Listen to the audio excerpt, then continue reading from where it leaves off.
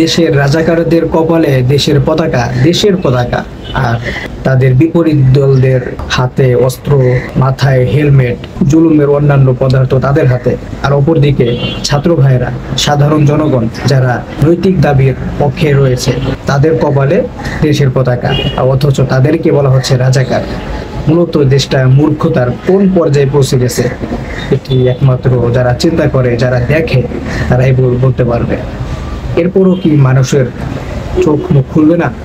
মানুষ কি এটি এখনো 100 বুঝতে সক্ষম হবে না যে মূলত কারাই দেশের রাজাকার, কারাই দেশটাকে অন্যের কাছে বিক্রি করে দিতে চায়, কারাই কেবল নিজেদের স্বার্থের জন্য কর্মকাণ্ড করে, নিজেদের স্বার্থ যেখানে রয়েছে সেখানেই কেবল তারা থাকে।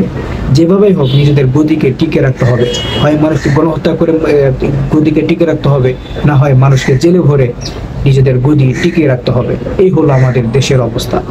আমাদের দেশের ক্ষমতাধর লোকেরা বা যাবতীয় লোকেরা কবে যে তারা এরকম সুজ্ঞান পাবে, কবে তারা এই সমস্ত নির্মম চিন্তা থেকে নিজেদেরকে বেরিয়ে আনতে সক্ষম হবে, কবে যে তাদের চোখ কান খুলবে, কবে যে মানুষত্ব ফিরে পাবে বাংলাদেশের লোকেরা, এটি কেবল আল্লাহ তাআলাই ভালো জানেন। আমরা দোয়া করি আল্লাহ তাআলা দেশের সর্বস্তরের লোকদেরকে নিরাপদে রাখুক, সকলকে সহায়স্থানে নিরাপদে রাখুক। জালিমদেরকে অতি সত্বর আল্লাহ তাআলা নিজ জিম্মায় অতি সত্বর তাদেরকে শাস্তি প্রদান করুক।